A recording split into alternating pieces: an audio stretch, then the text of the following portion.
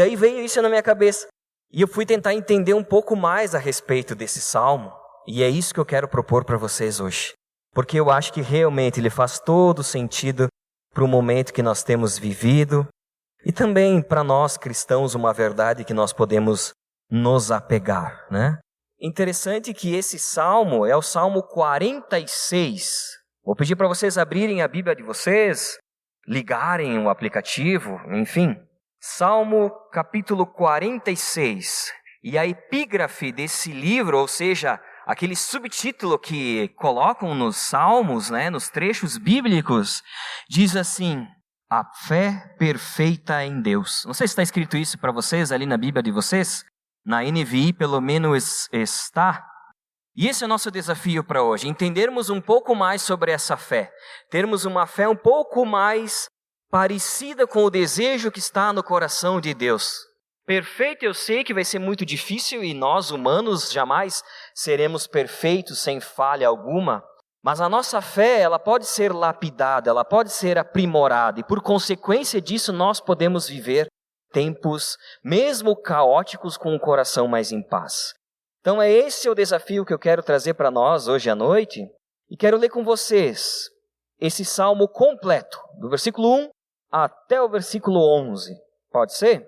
Vou começar lendo aqui. Diz assim, e esse primeiro versículo é o versículo mais famoso até, eu acho, desse salmo, e muito importante, que ele diz assim: Deus é o nosso refúgio e fortaleza, socorro bem presente na angústia. Eu gosto na versão também da Almeida, que fala, né, no meio da tribulação. Eu estou lendo aqui agora sim, na NVI. Deus é nosso refúgio e nossa fortaleza, auxílio sempre presente na adversidade. É isso que fala na NVI e outras versões, né, que diz no meio da tribulação. Por isso, não temeremos, não temeremos mesmo que, ainda que a terra trema e os montes afundem no coração do mar, ainda que estrondem as suas águas turbulentas e os montes sejam sacudidos pela sua fúria.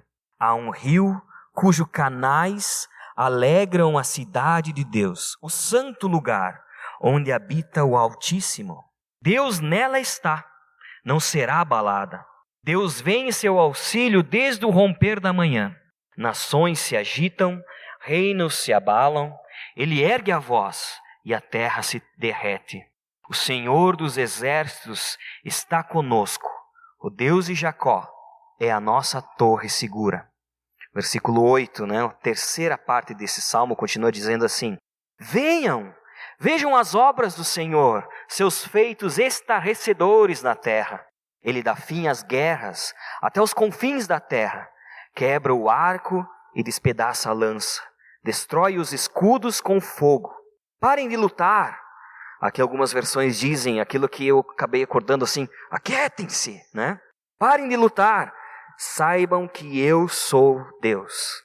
Serei exaltado entre as nações, serei exaltado na terra. O Senhor dos exércitos está conosco. O Deus de Jacó é a nossa torre segura. Vamos orar novamente, pedindo para que Deus nos dê sabedoria, para que a gente possa realmente nos apropriar desse salmo e tornar prático para o nosso coração. Pai, quero entregar a Ti esse momento que nós estamos lendo a Tua palavra, Senhor, e precisamos do auxílio do Teu Santo Espírito, para que Ele possa estar nos direcionando por meio dela e que venhamos a compreender um pouco mais das riquezas que estão contidas nessa Tua palavra, nesse Salmo 46, para que nós possamos estar com o nosso coração mais leve, mais tranquilo, mesmo no meio das tribulações, das turbulências da vida, Senhor. Fala conosco essa noite, é o que eu te peço, Senhor, em nome de Jesus. Amém. Amém, pessoal. Vamos lá para alguns detalhes antes de chegar na parte prática do Salmo, que eu gosto de refletir, porque tudo isso também faz com que a gente possa estar entendendo ainda melhor o que a palavra de Deus tem para nós, né? E a primeira coisa que eu queria trazer para vocês é a respeito da autoria, né? Vocês conseguem ler ali no início do Salmo, está escrito para vocês lá, diz assim: para o mestre de música dos coroaitas. Está escrito isso para vocês? Algumas versões têm, outras não. Depois diz assim: para as vozes agudas, um cântico. Você sabe que a maioria dos salmos também eram compostos para serem cânticos cantados, né, pelo povo de Israel. E aqui ele diz coraitas. E esse provavelmente os filhos de Corá ou de Coré foram os compositores desse salmo. São os salmistas desse salmo. Queria mostrar para vocês isso também, um pouco mais sobre essa tribo, que é muito importante, dentro da tribo de Levi, lá em Números 26, no Antigo Testamento, se vocês quiserem abrir, Números 26, no capítulo 58, cita esse clã que pertencia à tribo de Levi e que servia dentro do templo. Diz assim, Números 26, versículo 58. Esses foram os levitas contados segundo os seus clãs. E agora começa a dar um nome para as famílias. De Gerson, o clã Gersonita. De Coate, o clã Cloadita. De Merari, o clã Merarita. Esses também eram clãs levitas. Agora vem outros, né? O clã Libnita, o clã Hebronita, o clã Malita, o clã Musita, o clã Coreita. Olha ali, esse clã que está aqui, que escreveu o Salmo, realmente faz parte da tribo de Levi, o clã Coreita, e olha só mais que coisa legal, Coate, ele foi o pai de Amrão. Se vocês lembram, no Antigo Testamento, Amrão, esposo de Joquebede, é o que diz aqui mais, seguindo aqui o texto, diz assim, o nome da mulher de Amrão era Joquebede, descendente de Levi, que nasceu no Egito, e olha só, ela deu luz a Arão, Moisés e Miriam. Eu lembrei dos 10 mandamentos da Record, não teve como não lembrar nessa hora. Não sei se vocês assistiram, mas eu achei tão interessante, porque daí eu me senti mais parte da história, né? Então, assim, foi mais próximo. Os caras que escreveram isso eram bem pertinhos de Moisés. Estavam ali meio que, né, dentro disso tudo. Também tem 2 Crônicas. Vou pedir para vocês abrirem lá. 2 Crônicas, o capítulo 20, versículo 19, também menciona esse clã que diz assim, ó. Então os levitas, descendentes dos coatitas e dos coreitas, olha ali os caras, né? Levantaram-se e louvaram o Senhor, o Deus de Israel, em alta voz. Então a gente pode entender que quem compôs esse salmo pertencia sim à família, à tribo de Levi, né? A família de Corá, né? E que estavam sempre muito envolvidos a serviço do reino de Deus, né? A serviço do louvor e adoração do Deus em Israel. Primeiro ponto que eu achei bem interessante. E um segundo ponto é que em alguns trechos, né? Algumas versões, por exemplo, aqui na minha NVI, eu estou olhando aqui, diz assim, ó, para o mestre de música dos coraitas, para as vozes agudas, um cântico. Alguém tem na versão de vocês na Bíblia escrito alamote? Talvez algo assim? Alguém tem? Tem? Levanta a mão, por favor. Só o Ariel que tem? Bom, mas ele é prova para vocês entenderem que eu não estou falando besteira, tá? Em algumas versões tem mencionado esse alamote, diz assim até, né? NVI traz o título assim, para o mestre de música dos coraitas, para as vozes agudas um cântico. Alamote em hebraico, que significa donzela.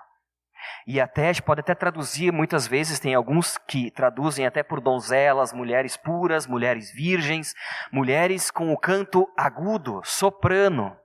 Você sabe que a voz é dividida por uma série de categorias. Estou entrando na voz, os caras, na cabeça do pessoal que compôs o salmo. Na cabeça deles, esse salmo deveria ser cantado por mulheres que estavam lá no templo, a tal das alamotes, né? Que eram donzelas e que cantavam com vozes agudas, com voz de soprano. Imaginem vocês, então, a mulherada com aquela voz bem aguda cantando, né? Deus é nosso refúgio. Imagina aquilo no templo, devia ser de arrepiar. Devia ser algo fantástico. Não era algo assim, né? Era algo grandioso. Por isso que ele está falando, para as mulheres cantarem, as vozes agudas, como se fossem umas trombetas assim que rompiam o som, né? Assim era a voz daquelas mulheres também. E um terceiro ponto bem interessante também que eu quero colocar para vocês, tudo isso fazendo um contexto a respeito desse salmo, é que ele também foi composto de uma forma tradicional, ou um pouco não tradicional, mas enfim, seguindo algumas regras da poesia hebraica.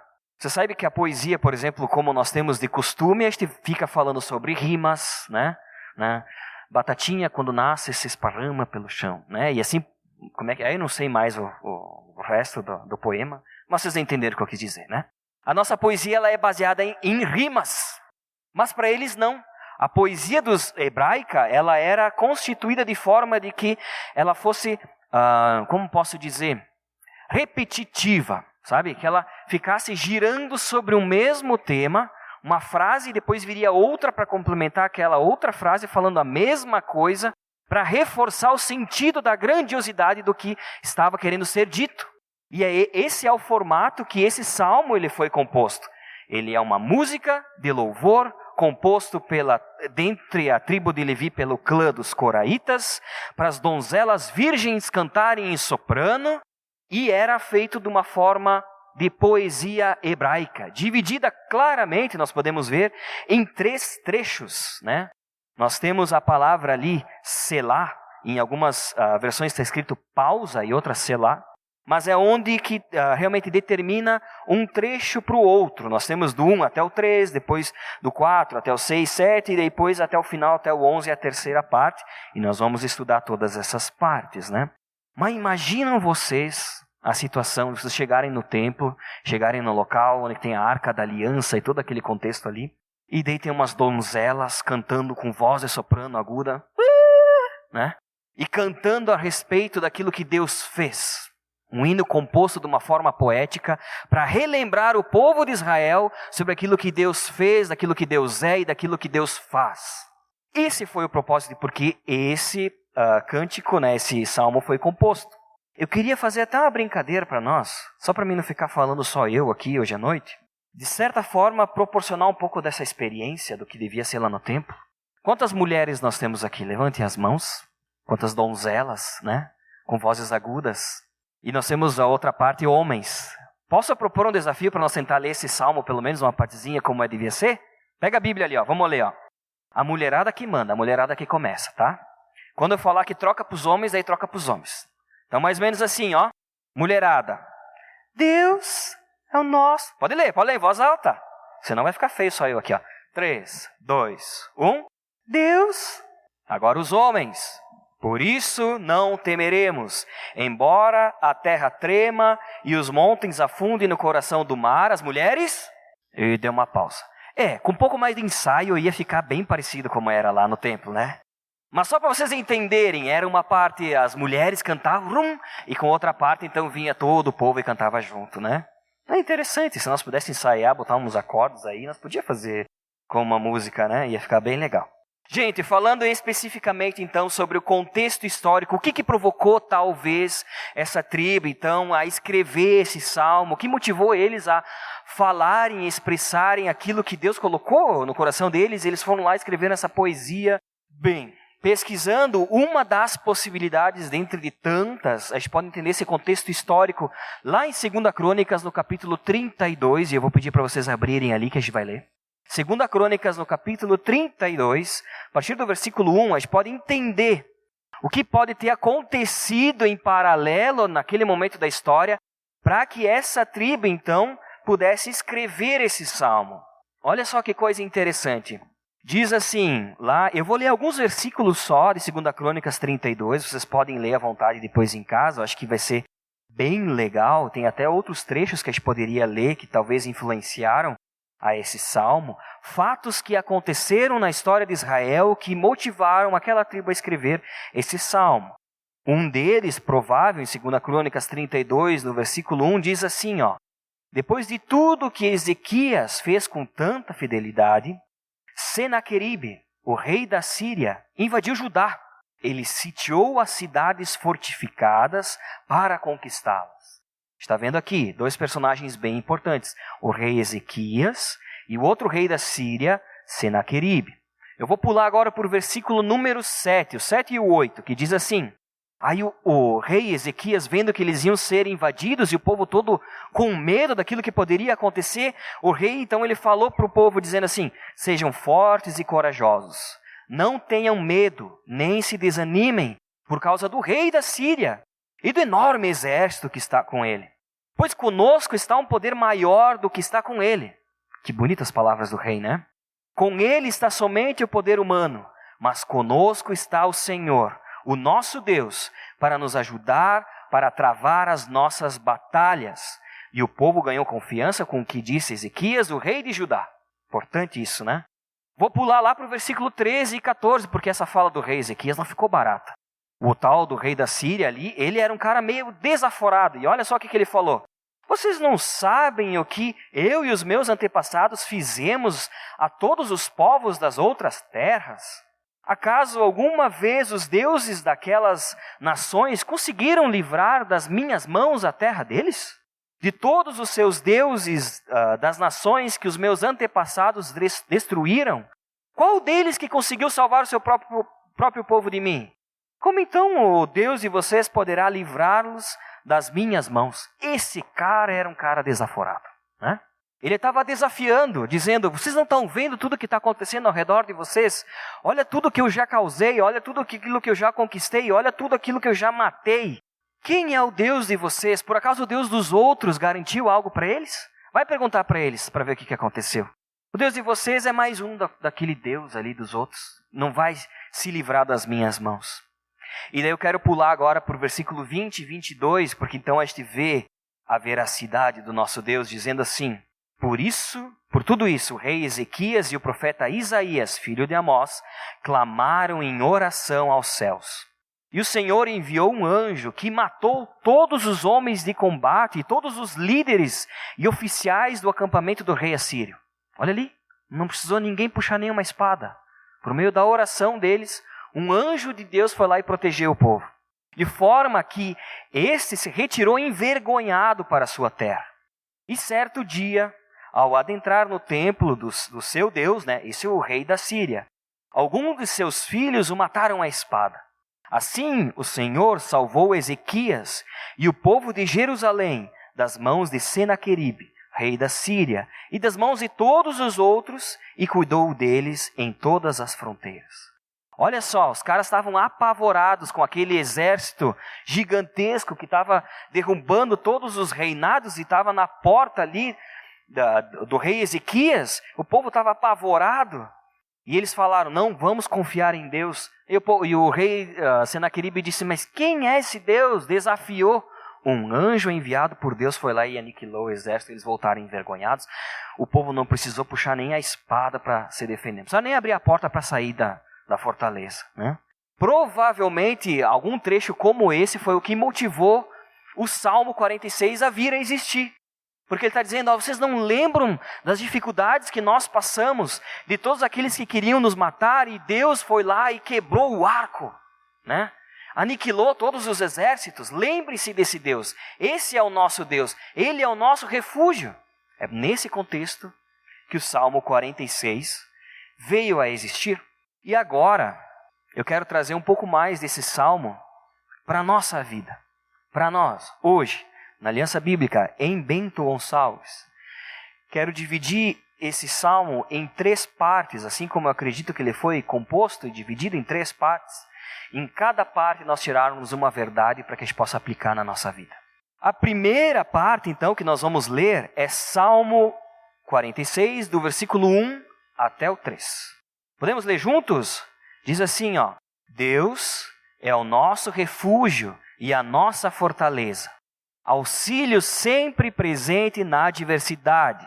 Por isso não temeremos, embora a terra trema e os montes afundem no coração do mar, embora estrondem as suas águas turbulentas e os montes sejam sacudidos pela sua fúria. É bem interessante que a gente pode dividir todos esses trechos que a gente vai ver agora em 2 questões. Primeiro, o trecho nos diz quem fala a respeito de Deus, então ele traz algo a respeito de Deus. E depois ele diz, então se Deus é isso, nós por consequência podemos, viver assim. Sempre há essa divisão. E aqui ele diz, olha só, que Deus ele é o nosso refúgio.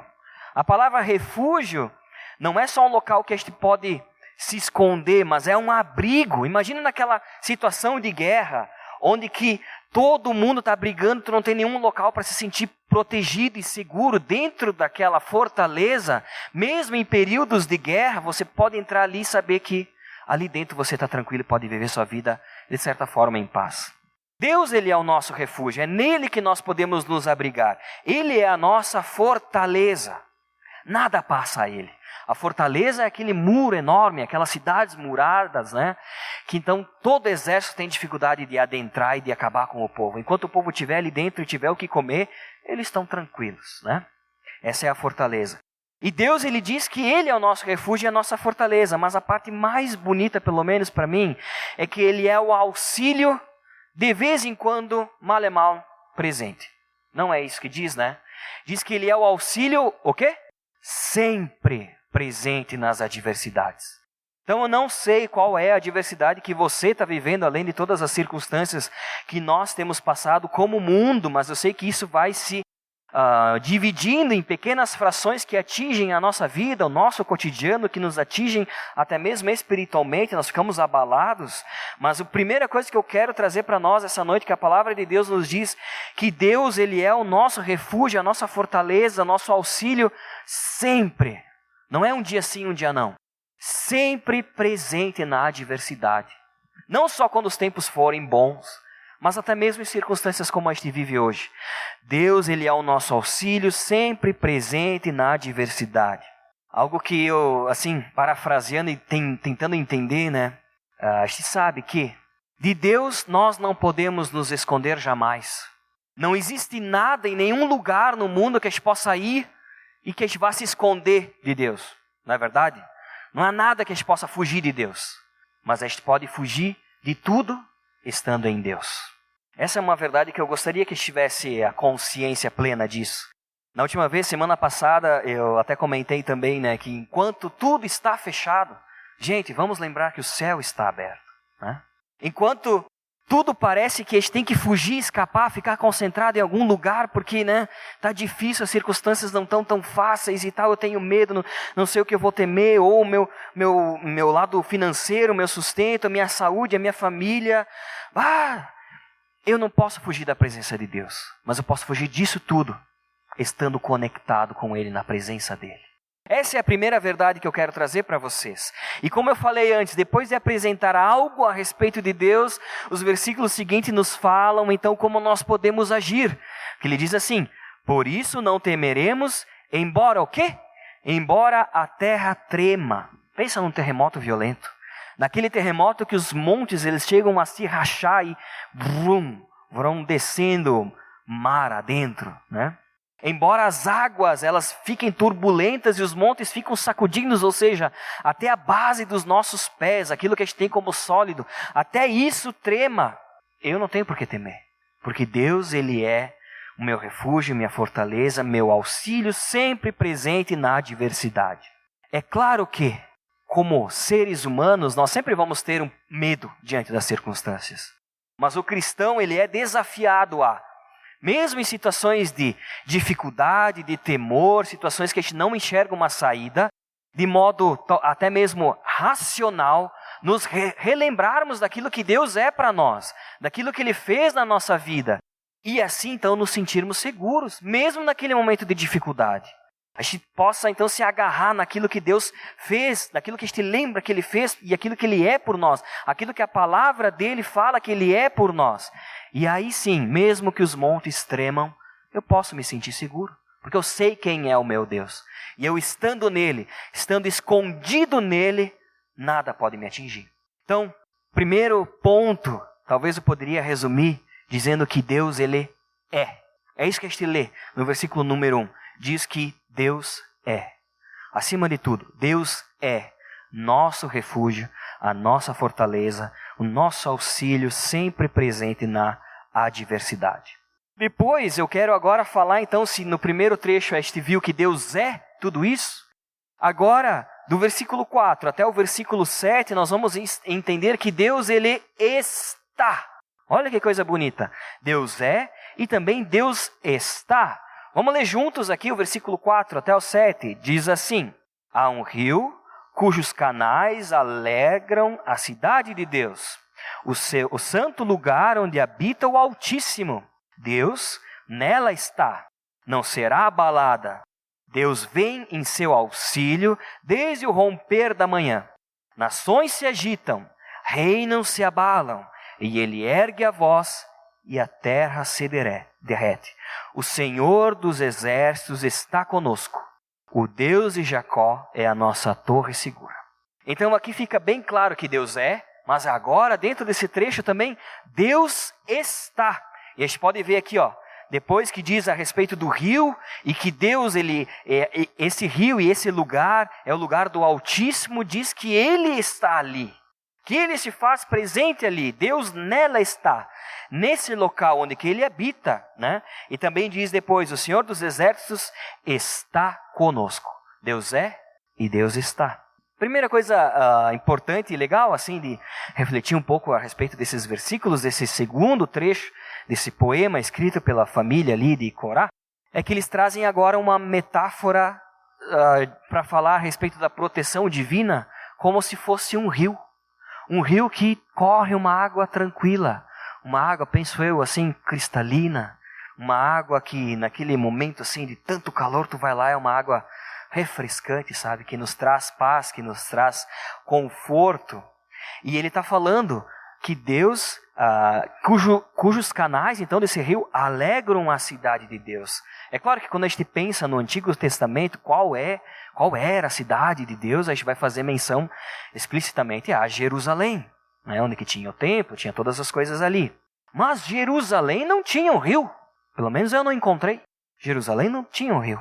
Eu acredito e quero interpretar dessa forma, e também vi que muitos também interpretam desse jeito, que esse rio é uma metáfora realmente para entender como se fosse um rio da bênção e da graça de Deus chegando para o seu povo. Assim também como era no Jardim do Éden, que era no meio entre vários rios, né? E que tinha um rio que corria ali, e Deus era presente naquele lugar. Deus também, Ele está conosco, e esse rio que alegra a cidade de Deus, que é o lugar onde que habita o Altíssimo. É uma outra palavra importante, porque lembram do rei Senaqueribe que a gente leu ali em 2 Crônicas, que falava a respeito de outros lugares e de outros deuses que poderiam haver ali, mas aqui o trecho deixa claro que esse nosso Deus não é qualquer Deus, é o Deus Altíssimo, é o Deus que está acima de qualquer Deus que qualquer homem possa refletir ou até mesmo criar, é o Deus Altíssimo, e esse Deus habita na cidade junto com o seu povo, né? E ele diz assim, que desde o romper da manhã, esse Deus está conosco. Então, primeira questão que a gente pode refletir é que Deus, então, Ele está. Eu quero propor um desafio para vocês agora e pensarem onde que Deus está. Se eu falei antes que não há lugar nenhum que a gente possa fugir dele, mas que nós podemos fugir de tudo nele, onde que Deus está? Eu poderia dizer que Deus está no meio da nossa igreja. Eu poderia dizer que Deus está no meio do povo, do seu povo. Poderia dizer que Deus está no meio da minha família. Vocês diriam que Deus está aonde? Deus está aonde? Deus está no meio do meu casamento, né? Coloquei aqui algumas coisas que me fizeram lembrar. Deus está no meio do meu trabalho, dos meus negócios, da minha agenda. Deus, Ele está no começo, no meio e no fim da minha história e da nossa história. Puxe na memória de vocês, aonde que Deus está? Para ti, onde que Deus está? Deus está no meio da situação que eu estou vivendo. Deus está no meio da minha família. Deus está me guiando dia após dia. Deus está. Deus é e Deus está. E aqui, a respeito disso, dessa promessa de que Deus está, eu quero trazer um versículo de Jesus falando isso para nós, que está lá em Mateus 28, versículo 19 e 20. Abram lá no Novo Testamento, Mateus 28, 19 e 20. Diz assim, Jesus falando para nós, um trecho tão clássico, né, que diz assim: portanto, vão e façam discípulos de todas as nações, batizando-os em nome do Pai, e do Filho e do Espírito Santo, ensinando-os a obedecer a tudo que eu lhes ordenei. E olha só o que continua dizendo: e eu estarei sempre com vocês, até o fim dos tempos.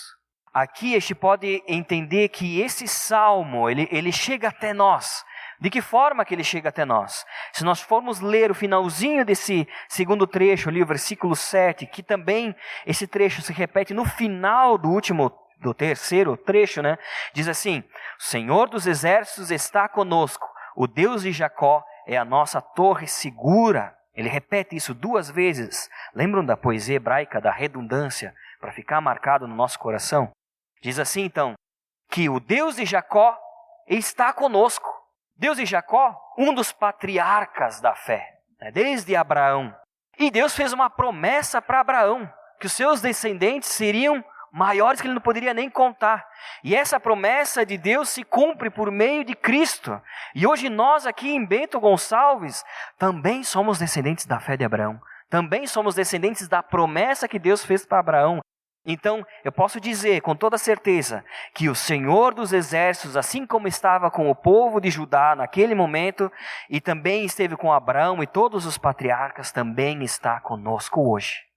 Essa promessa, ela se estende e chega até nós. E Jesus reforça isso dizendo que eu estarei sempre com vocês até o fim dos tempos. Então, se nós não temos visto Deus ou não temos percebido, você pode ter a certeza que Deus é e que Deus está conosco, no nosso meio, nos direcionando, nos conduzindo. E agora eu quero entrar no último trecho, que é o terceiro trecho, né?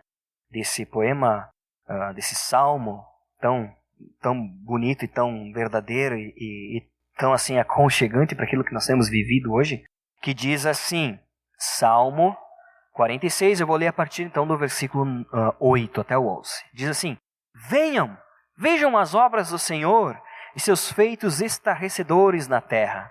Lembra o pessoal de Corá, daqui a pouco estava compondo, estava escrevendo aquilo e estava realmente fazendo um convite para que as pessoas pudessem ver, se maravilhar com aquilo que Deus fez, com aquilo que o Senhor fez. Eles estão fazendo um convite.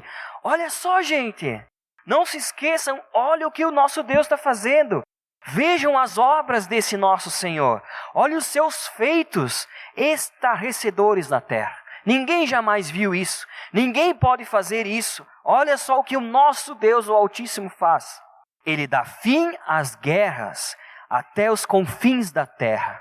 Quebra o arco e despedaça a lança. Destrói os escudos com fogo. Lembra do trecho ali do rei Senaqueribe, né? Um anjo do Senhor, só para mostrar que foi exatamente o poder de Deus que protegeu o povo dele, né? E ele diz assim: parem de lutar. Ou algumas versões que eu acho até mais legal: aquietem-se. Ou tipo, diz assim: relaxa, descansa. Saibam que eu sou Deus. Para, Michel, não precisa fazer mais nada. Descansa. Para de lutar. Para de mexer nas coisas. Para de querer fazer as coisas do teu jeito. Só descansa e saiba que eu sou Deus. Eu serei exaltado entre as nações, serei exaltado na terra. O Senhor dos exércitos está conosco, o Deus de Jacó é a nossa torre segura. E assim ele finaliza o salmo, novamente dizendo que aquela promessa feita para Abraão e todos os patriarcas também é para eles e por meio de Cristo também é para nós hoje. Se no primeiro trecho a gente pode retirar algo, uma síntese dizendo que Deus é, no segundo, entender que Deus está. Nesse terceiro, eu quero propor para nós, para que possa vir a lembrança a esse salmo, é que Deus faz. Porque esse trecho ele fala sobre as atitudes de Deus. Ele fala sobre os feitos estarrecedores que esse Deus fez na terra, as obras. O salmista convida a todos a olharem aquilo que Deus faz. Vejam as obras do Senhor. E tudo aquilo que Ele faz para proteger o seu povo, né? Tudo aquilo que Ele cuida, a forma como Ele age, a forma como Ele organiza todas as coisas para proteger aqueles que Ele ama, para proteger o seu povo escolhido. Um desafio para nós também é entender e muitas vezes ter no nosso coração e na nossa mente, assim, de um modo bem fresco. Sabe aquela memória que tu consegue sentir até o cheiro? Aquela memória que tu consegue até lembrar da data, tu sabe até a roupa que tu estava usando. Algo que é tão profundo e tão verdadeiro, trazer aquela memória de um fato, de um feito que tu não tem como explicar, que tu não tem como justificar de outra maneira, a não ser de que foi uma ação divina de Deus na tua vida. Nós não podemos ficar vivendo por experiência com Deus de outras pessoas, né? A fé perfeita em Deus, que é o que está lá como subtítulo desse Salmo 46, ela é um exercício pessoal de cada cristão, de cada indivíduo em Deus. Eu não posso viver baseado na fé que os meus pais tiveram. Eu não posso viver baseado na fé e nos acontecimentos que Deus fez para o meu marido, para minha esposa, para os meus filhos, para o meu vizinho. Eu preciso ter um relacionamento único com esse Deus e permitir com que Ele faça coisas na minha vida. E no passar dos dias, no meio das tribulações que eu vou vivendo, aqueles fatos e aquilo que Deus fez por mim me fazem me sentir ainda mais seguro.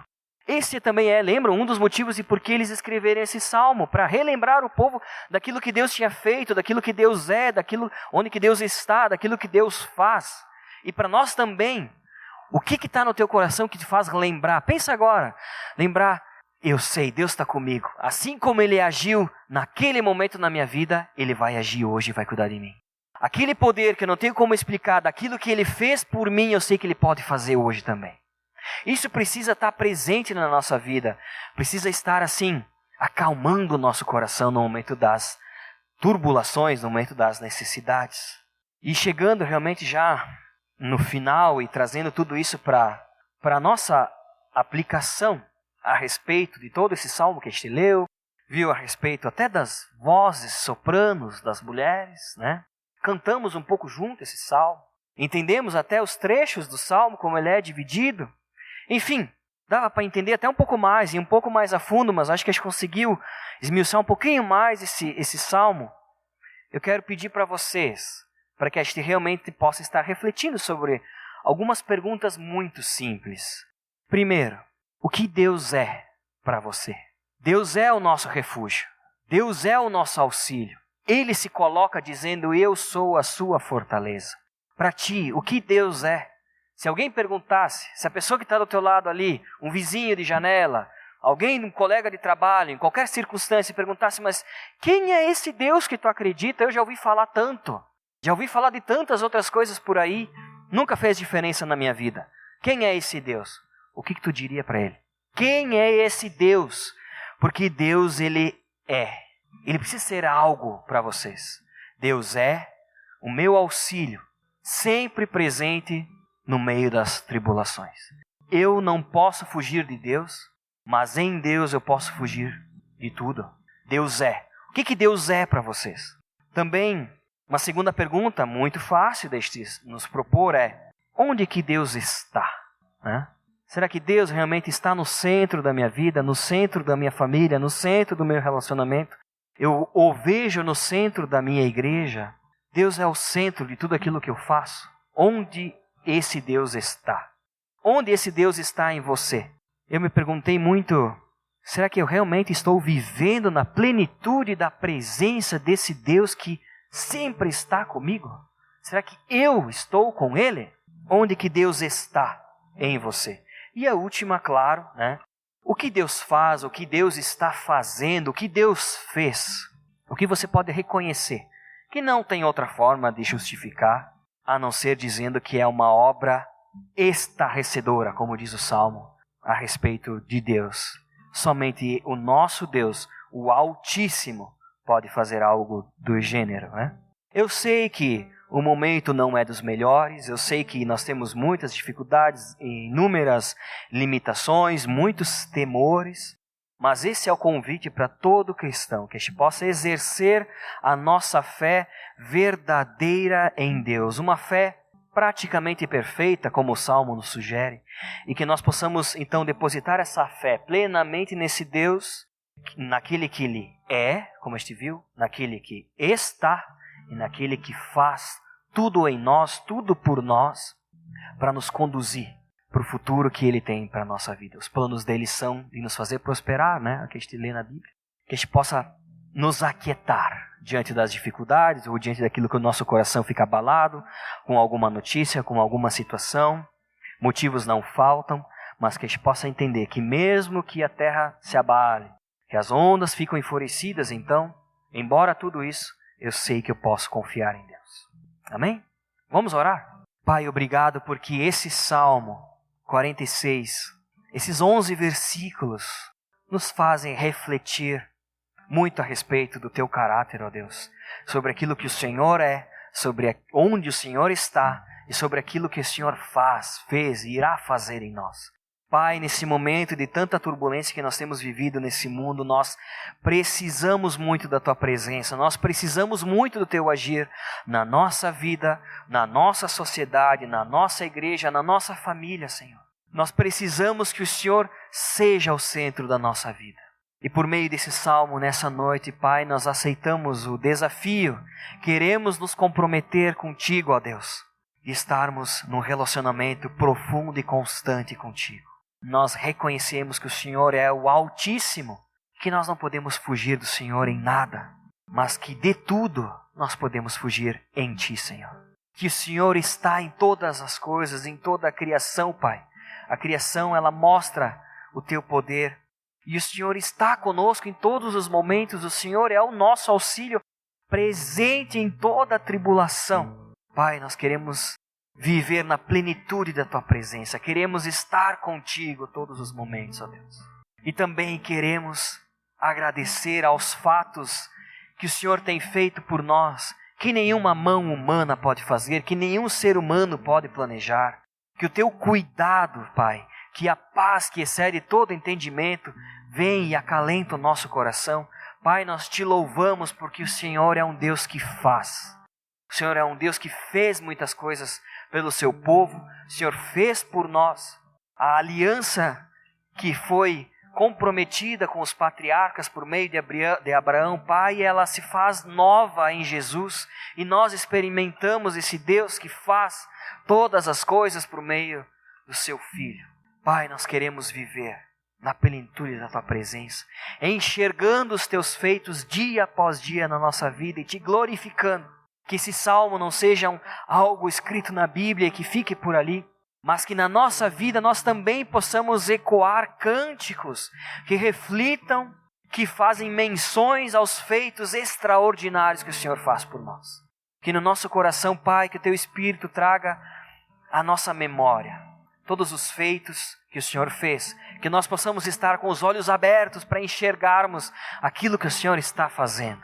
E que acima de tudo nós possamos reconhecer que o Senhor é o nosso Senhor, o nosso Salvador, o nosso auxílio, sempre presente em qualquer tribulação. Nós Te louvamos, Pai, em nome de Jesus. Amém.